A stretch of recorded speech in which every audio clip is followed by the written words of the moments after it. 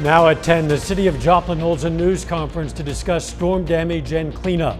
Plus, the city of Carthage has another mess to clean up just weeks after a previous storm damaged the city square. And a tornado takes a devastating toll on the town of Barnsdall, Oklahoma. The 4 states' most watched news starts now. People in communities all across the 4 states have spent the day cleaning up damage left by last night's storms, and many have a lot more still to do. This is KOAM News at 10. I'm Dow Quick. We begin our coverage in Joplin, where the city today held a news conference to address the damage and cleanup efforts.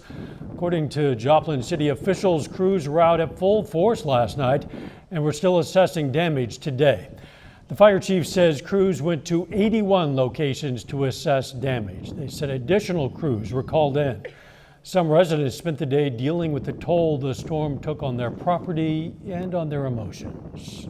We got nervous and everything, and then we finally decided wasn't anything we could do then because we had no electricity. And I had a spell with my heart. I couldn't get 911. It rang and no one answered. We were more concerned about taking care of the water damage than anything because it was coming in pretty good in the house and we didn't want the house to be flooded. But then this morning when we came out and saw the outside of the damage, we were surprised that so much had been damaged on the outside of the house. No injuries were reported. According to Liberty, 7,200 locations in Joplin lost power during the peak of the storm. The Joplin area also lost 50 power poles that will have to be replaced. Since daybreak, Duquesne, Missouri residents have also been cleaning up the mess left by the storm. Power lines were scattered around yards. Residents used chainsaws to cut up fallen trees and clear neighborhood roads. Some say cleanup is going to take weeks, but they're working together. Yeah, this is the tree. I looked out my window as I saw it like lightning and stuff, and I heard the noise. I looked out real quick. I saw it and it kind of picked up and just fell down, and I saw like that, and it came down with the power line. But it's kind of scary, and that's when I ran and got my mom. The mayor of Duquesne says the damage must reach a certain amount before the town can be eligible for disaster relief. So now citizens are left to their own devices to clean up the aftermath. Just weeks after Carthage saw damage from destructive winds, residents there are also left picking up from last night's storms. KOAM Samantha Walker has more. We just lost our house in that storm a few weeks ago, and now we've got even more debris clean up. Residents across Carthage are left cleaning up damage after severe storms came through the area. Damage can be seen all across the city. All around, trees were brought down or uprooted by the strong winds. It was pretty crazy. I mean, these are all pretty large, healthy trees just blown over. Trees and debris fell into roadways, onto cars, and even on houses. Honestly, I just moved back Sunday, so getting this was kind of a shock, having a bunch of trees down. And we're lucky, honestly, we had the sirens go off, so that helps a lot of us take shelter if we needed to take shelter. But seeing all the trees down everywhere, could have been worse, I guess. The Carthage Power and Electric plant say they received extensive damage to their system from the storms. Downed power lines have been reported all across the city. It was pretty severe. Crews were out immediately around 11:45, and right after the threat was clear, and worked all night, and they're still out today. For the Carthage residents that I spoke with, they say all they can do is try to clean up the best they can after the storm. We can't recover from it for sure. I mean, we keep cleaning, but I mean, now there's twice the mess there was the last storm. Reporting in Carthage, Samantha Walker, KOAM News. The Carthage School District canceled classes today due to the power outages and storm damage. Once it moved past our area, the storms caused damage in Willard, Missouri, near Springfield. The National Weather Service also reports an EF0 tornado tracked from just northwest of Willard to the northeast before lifting near Fairgrove. Maximum winds 80 miles an hour. That tornado left one person injured and damaged 2 homes. The small community of Barnsdall, Oklahoma, north of Tulsa, was left devastated after a tornado ripped through that town. Authorities say at least one person is dead there. 2 others are unaccounted for.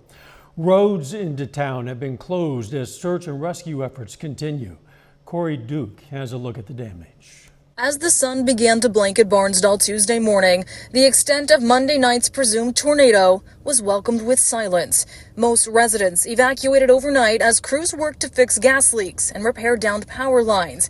The ones who stayed asked to shelter in place. There are several homes destroyed, completely leveled. We've got significant damage in a large area. We've got some damage in rural areas. Mayor Johnny Kelly says they're estimating 30 to 40 homes demolished. All roads into town closed as Oklahoma Highway Patrol officials continue search and rescue efforts for those unaccounted for. The storm claiming one life. This is a small community. I know 75 to 80% of the people in this town.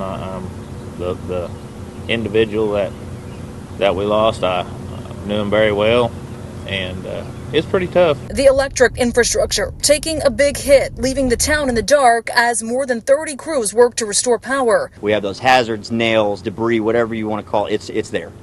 Obviously, we have people going away, and unfortunately, our first responders are getting taken out of here as well. OHP says one firefighter suffered chest pain and needed treatment, along with 7 or 8 injured residents. Meanwhile, Barnsdall nursing home residents are being dispersed to new facilities after the building took a direct hit.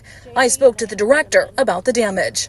We did lose the roof off of 2 rooms and then half of another room. Fortunately, no one was hurt. The National Weather Service confirms Barnsdall was hit by a tornado and gives it a preliminary rating of an EF4. Let's check in with meteorologist Lindsay Gaffney. Well, we got up to the 80s today, so we were a lot warmer today, but temperatures do drop, not drastically, but they will drop a bit tomorrow after a cold front moves through. That cold front's associated with the same dry line that came from the same low pressure system, and the dry line passed yesterday, dropping all of these storm reports. So all of the little yellow bubbles, those are severe thunderstorm wind damage, and that could be, power lines, trees, whatever else. But we also had a few tornadoes touch down. I know Carthage and Joplin both had 2 confirmed EF1 tornadoes, and that survey has already been done by the National Weather Service of Springfield. Mostly uprooted trees, some roof damage as well. Now we're clear tonight. We don't have anything going on, but we do have that cold front moving through in the morning, and we'll talk about those details in just a little bit. See you soon. The Joplin School District today issued a news release explaining the actions the district took last night to open safe rooms. The district says safe rooms around the district opened automatically at 11:16 p.m. in response to a tornado warning in the county. However, the safe room for Joplin High School did not open at that time, apparently because of a malfunction. A safe room supervisor manually unlocked that door at 11:22 p.m. You can find the district's entire news release, including the current policy on safe rooms, at KOAMNewsNow.com. If you're ever on the go and you still want to be able to watch our newscasts or weather coverage live, all you have to do is download the KOAM Plus app. It's available free of charge in the app store of your choice. Just search for KOAM Plus. For the first time in its 114-year history, the Boy Scouts of America make a historic name change. That's coming up. Plus, Stormy Daniels takes the stand today in the hush money trial of Donald Trump. This spring, don't pay for your AC tune-up. At Paschal, AC tune-ups are included. Ship now at gopaschal.com. In former President Donald Trump's hush money trial, adult film star Stormy Daniels testified for the prosecution and faced a grilling by the defense during cross-examination. Prosecutors say Trump and his associates tried to influence the 2016 presidential election by buying and burying negative stories about Trump, including one about his alleged sexual encounter with Daniels. Michael George reports. As you see, the case is totally falling apart. Former President Donald Trump spoke out on a landmark day in his criminal trial in Manhattan as Stormy Daniels sat on the witness stand for hours. They have nothing on books and records, and even something that should bear very little relationship to the case. The adult film star described the circumstances around her alleged 2006 sexual encounter with Trump, which he denies ever took place. Daniels told the jury about the night at a Lake Tahoe hotel, saying he greeted her wearing silk pajamas.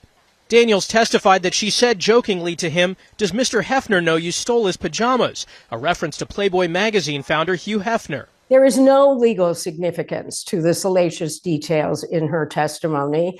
But what it does do is it brings in essence, character evidence about the defendant, Donald Trump. Daniels claims she was given $130,000 to keep silent about the alleged sexual encounter is at the center of the case charging Trump with falsifying business records. Under cross-examination, the defense worked to portray Daniels as a money-seeking liar, pointing to inconsistencies in her accounts over the years. When asked if she hates Trump, Daniels said yes. And to whether she wants to see him go to jail, she answered, "I want him to be held accountable," later adding, if he's convicted. At one point, defense attorneys asked for a mistrial, claiming the prosecution was trying to embarrass the former president. Judge Juan Merchan denied the motion, but acknowledged some of this would have been better left unsaid. Michael George, CBS News, New York. Daniels is expected back on the stand for cross-examination when the trial resumes Thursday. Trump faces 3 other criminal trials. In a 5-page order released today, a judge postponed the former president's Florida classified records trial indefinitely. That makes it highly unlikely that case will get underway before the November presidential election. Authorities make an arrest in a gunfire incident that happened in Parsons this morning. Parsons Police Department responded to that call in the 3100 block of Crawford Avenue. According to the report, the incident occurred after an altercation between a Parsons resident and a Pittsburgh man. The Pittsburgh man, they say, ran away following the gunshot. Parsons police say they found him in Pittsburgh with the help of Pittsburgh police. He was arrested by Parsons officers. However, Parsons PD has since released the man due to further investigation needed in that case, they say. Drivers headed down Connecticut Avenue in Joplin should look for a detour in the coming days. Beginning today, crews have closed Connecticut Avenue to traffic between 33rd and 36th Streets for the installation of multiple stormwater crossings beneath the road. That road's going to be open at the end of each workday, and the closure will resume each morning. Work is expected to last through the end of the week. The Boy Scouts of America is changing its name for the first time in its 114-year history. Starting in February, it's going to be known as Scouting America. Charmel Odell has reaction from people in Southwest Missouri. Local leaders of the Boy Scouts say the name change comes after efforts to make the organization more inclusive. Over the years, the organization decided to become even more welcoming. In 2013, it began allowing gay youth into its programs and ended a blanket ban on gay adult leaders in 2015. For many years, the organization has tried to work towards its diversity. And as time progressed, the organization saw its efforts come true. Scouting is for everyone, and the values that we teach in scouting should be something that is across the board. Now, the organization won't officially become Scouting America until February 8th of 2025, which is also the organization's 115th birthday. Lindsay's forecast is next, and later in sports, John Dales has details on some local softball teams taking their shot at a state title. Rottler, proven pest solutions for every season. Fast Tracker Classic XL boat, just minutes away on Highway 60 in Wyandotte, Oklahoma.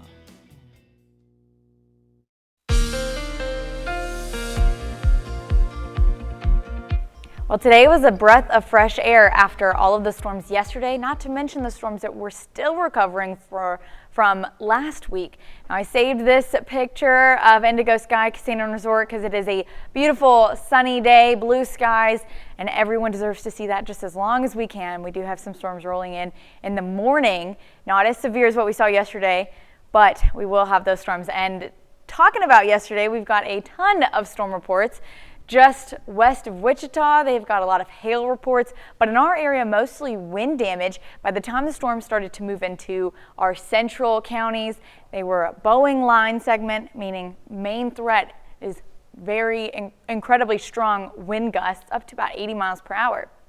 Not to mention, we also had a few tornadoes touch down. The strongest one of the entire system was the one out in Barnsdall. As of right now, they are seeing EF4 damage to a house, but they have not finished their survey yet. But that also moved into Bartlesville, but by the time it moved into Bartlesville, the line had moved over the individual cell that was dropping that tornado, so it had decreased in its severity quite a bit by the time it hit Bartlesville. Now, we also had a few of our own out in Joplin and Carthage. Now, the tornado out in Joplin, they both have been surveyed by the National Weather Service, both EF1 tornadoes, and the damage done, maximum wind speed about 95 miles per hour. Damage done was uprooted trees, along with power line damages, house damages, roof damages, and this was out in Jasper County, and then the other one out in Carthage, also Jasper County.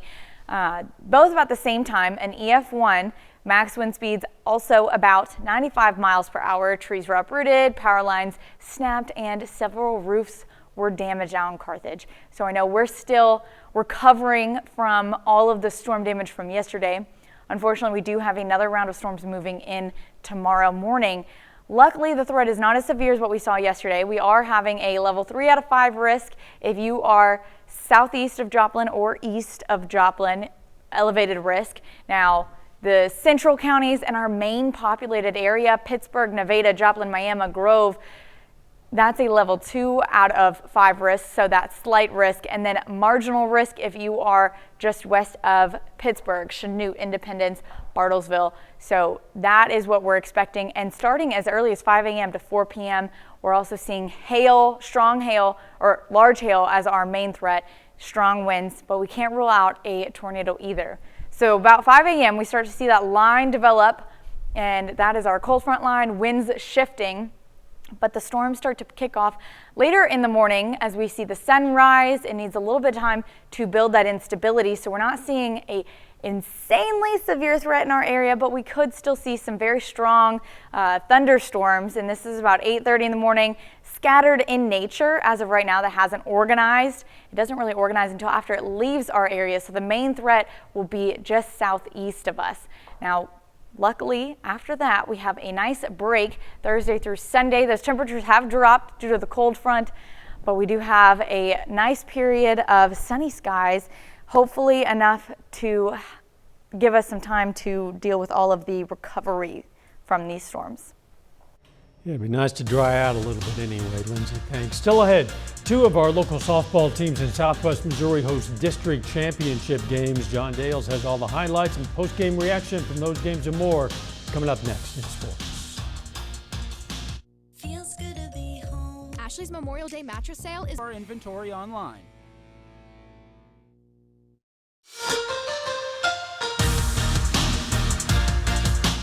It's district championship night for Missouri High School softball classes 1 and 2. 3 of our local teams play for a championship. Liberal hosts Lockwood, Mount Vernon plays Diamond. Liberal softball at home facing Lockwood in the district championship. Bulldogs trailing 3-1 in the 5th inning when Taylor Swarns hammers this pitch to dead center, gone for a solo home run. The deficit cut to just 1 run. Later in the inning, Ava Garrett, the freshman, hits a line drive into right field. That brings in 2 more. Liberal scores 4 runs in the 5th to take a 5-3 lead. Top of the 7th now, Jordan Goodell picks up her 500th career strikeout, which brings Liberal 1 out away. Next batter, though, Grayson Clausen hits this over the center fielder's head. A run scores. The tying run is now at 3rd. Go-ahead run is at 2nd. Another chance, though, for Goodell to close it out, and she does. Goodell picks up career strikeout number 501 for the final out.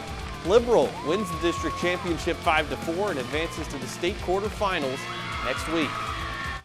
I was pretty excited where we were in the lineup. I just knew that with my defense and just trusting them, I knew that we were going to get out of that some way, even if we got up a tying run, gave that up. I just felt I trusted our offense and defense, and I just knew that it was going to go well for us. Elsewhere, Mount Vernon meets Diamond in the Class 2 District 6 championship game. Early in this one, Taylor Reeder at the plate hits one sharply to 3rd, scooped up and sent home to get the force out.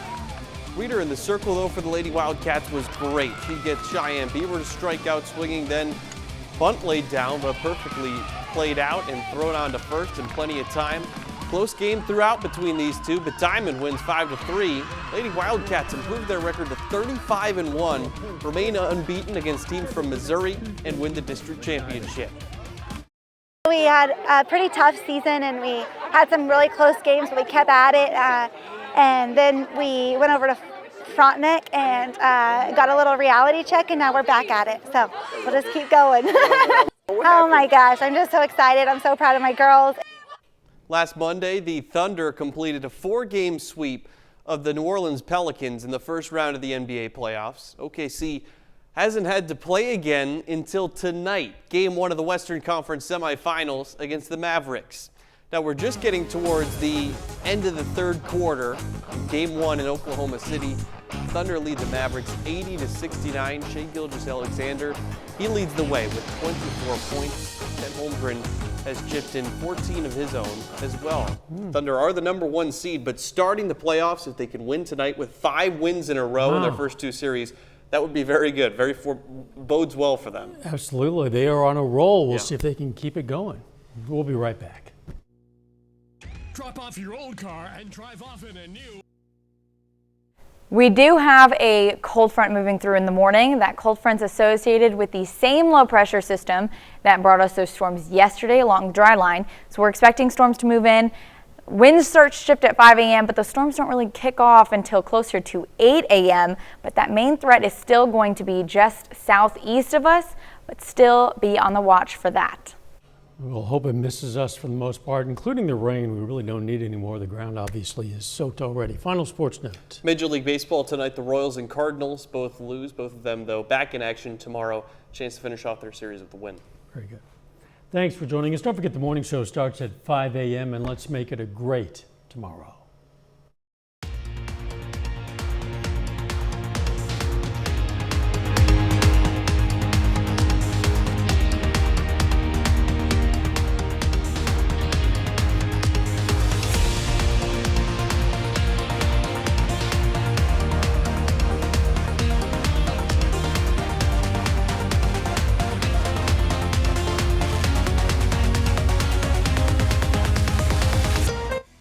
Captioning on KOAM TV is sponsored by Aaron Sachs & Associates, proud partner of the St. Louis Cardinals.